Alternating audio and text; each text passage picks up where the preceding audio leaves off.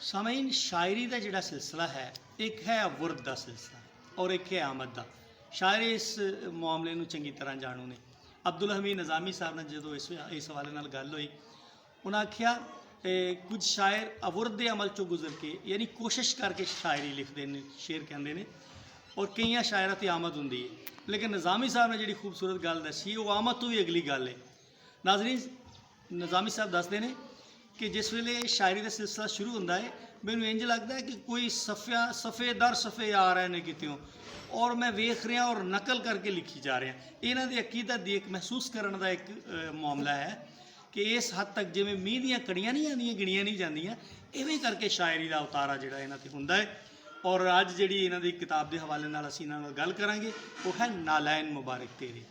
नालैन मुबारक तेरे, प्यारे आका करीम सल्लल्लाहु अलैहि वसल्लम की मुहब्बत विच लिखी गई ये शायरी। और जनाब अब्दुल हमीद निज़ामी साहब की इस किताब में भी जिहड़ा है सीरत नबी अवार्ड मिले है। और असीं गल करांगे इस हवाले नाल जनाब निज़ामी साहब नाल। जी जनाब निज़ामी साहब, की तुसीं इस किताब के हवाले नाल पहले 1-2 मिनट अपने विचार साझे करो। गली मुबारक किताब लिखी तो असीं मुकम्मल की ना जी, तो फिर इस तरह महसूस होया कि क्यों ना कि सरकार दे नालैन पाक ते कोई लिखा जाए। गली मुबारक तो बाद तुहाडे ज़हन च आया नालैन पाक ते भी होना सरकार दे चाहिए। नाल, क्योंकि असीं ख्यालां च फिर बंदा जिसले पहुँचदा ना जी, गली मुबारक तो फिर सरकार दे कदमां च पहुँचे, ज़ाहिर है फिर नालैन पाक दे हाँ जी निगाह पई ते हाँ जी, तो फिर असीं नालैन पाक ते लिखा। तो काफ़ी कलाम बल्कि बहुत ही इस किताब दे विच ना जी मैनू ज़हनी रूहानी सुकून मुयसर। वाह। और सुनिया बड़िया सीडियाँ भी आई हैं, बहुत सारे सना खान जिहड़े ने उन्होंने पढ़िया है इस किताब चो। जी, मैं तुम 2 शेर सुनाऊंगा पहले कि ऐसा तो लिखा है सच, असां ते लिखिया सच। नालैन मुबारक ते आहा, कोई गल नहीं कीती कच, नालैन नालैन मुबारक। मुबारक ते वाह। असी नाल अकीदत यार जद भी कलम उठाई हर लफ्ज गया है जज नालैन वाह। मुबारक ते। वाह। ते असा सोच नूं आख्या है जे टुरना है साडे नाल आ साडे इश्क च रच नालैन वाह मुबारक। वाह वाह वाह। हाँ जी, नालैन दी अजमत नूं हर बंदा जान मनदा है, इतराज करेगा खच।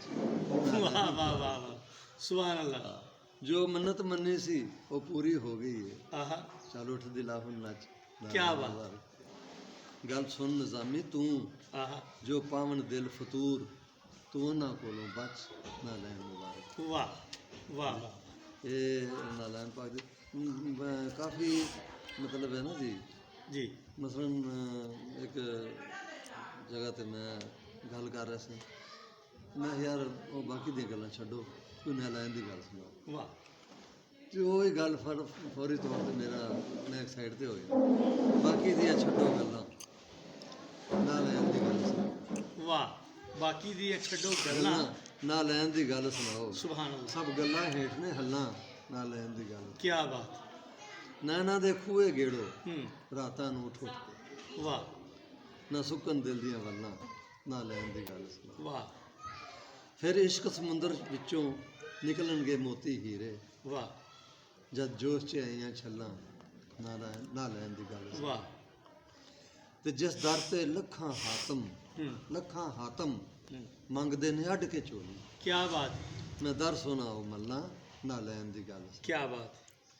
बन जासी मेरा हीला तैबा वल जांदे सजनों विच मैं भी जेकर रला नालैन दी गल। वाह वाह वाह वाह। मंसूर ने आख्या दार ते तै बोल शम्स तबरेज़ी लै जावन भावें खल्लां क्या बात। नालैन दी गल सुना। क्या बात।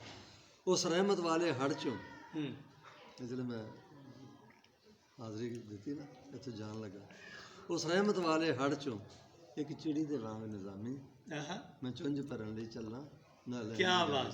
क्या बात। वाह वाह वाह। जी, असी नालैन मुबारक तेरे चो जनाब हमीद निज़ामी साहब तो शायरी सुनना सी। उम्मीद है तुहानूं पसंद आई होगी।